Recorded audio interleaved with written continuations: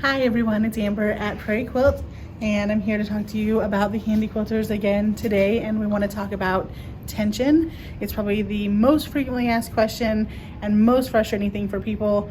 The first thing you need to remember is practice. Everything is practice and feeling it and figuring it out, and that's really all it takes. But some tricks. So on the Handi Quilters that have the Pro Stitcher Premium or not, and when you're in the screen for the machine, there is a little icon here. Now this is your tension. So if I come over here and adjust the top tension from my, there we go, this. Yeah, so it will adjust on the screen as well. So if I tighten it up, you can see that it's going up. And if I loosen it, it's going down. Now, if I know that a certain thread is, say, a 14, the tension is perfect on a 14 for that thread.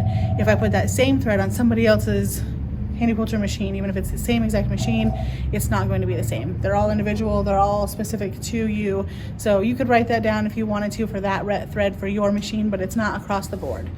Could be 90 on somebody else's machine. So that is the last thing that you want to mess with, though, the top tension. You want to always get your bobbin tension first, and if it's perfect and you're having issues, you only have one variable to adjust, right?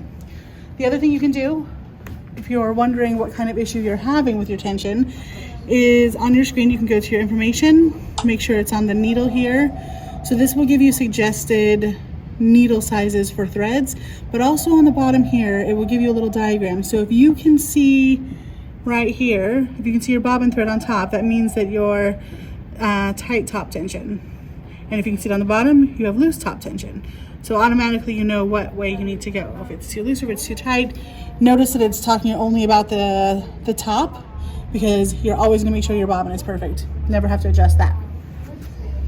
When I say perfect, there are a little bit of preferences, so, but here's the general. Okay, when you put in a bobbin for a domestic machine, it's usually counterclockwise. It's going to be opposite on a Handi Quilter machine. It will need to be put in when you pull the thread. It should turn clockwise. So it should make like a Q. Think of that as like for quilting. So it should be a lowercase q.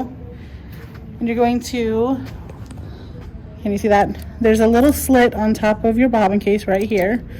So when you put this in, get my screwdriver out of the way, this thread is going to go through this slit right there, and then you're going to pull it through that hole. Okay, and you have this. So what you're going to do is put it flat in your hand, and when you will pull up on your thread, it should lift off your hand, and then it should slide down like that.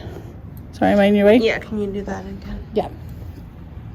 So when I lift up, it lifts off my hand, but it's sliding down. Now this personally is perfect tension for me. It's not too fast, it's not too slow, I can still feel it. Some people like it a little bit looser, and I can show you how to do that. All threads are going to be a little different, so you're going to want to check them. I also check it in between every bobbin. So if your thread is on top, you're going to have two screws. This one might be black on your machine. So you have a larger one and a smaller one. The top one, the larger one, is the one that you will adjust to make it tighter or looser.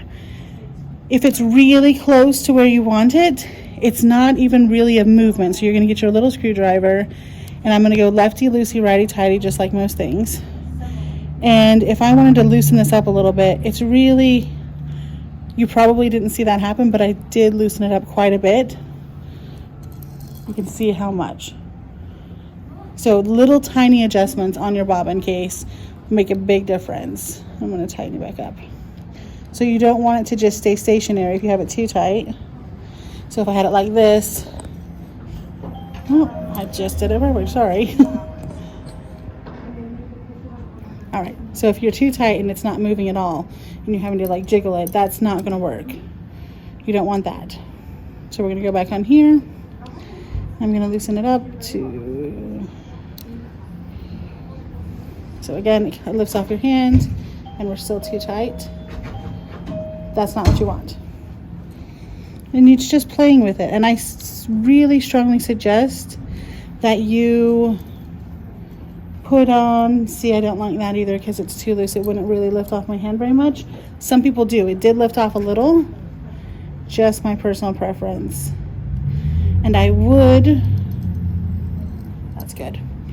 I would probably throw on some practice fabric and get a whole bunch of different weights of thread, different types of threads, silks and polys and cotton. You can do metallics, I've done metallics, and just try them all out and get a feel for it and kind of see how much it takes to adjust it for what you like, and on the top as well. So a lot of times you can pull on here when you're doing that and you can feel if that's right. I can tell you right now that's way too loose for this specific thread because I've used it a lot. So I would have to tighten that up, and that's probably close. Of course, you're always going to test it on a piece of fabric before you put it on a quilt that you love and you don't want to ruin.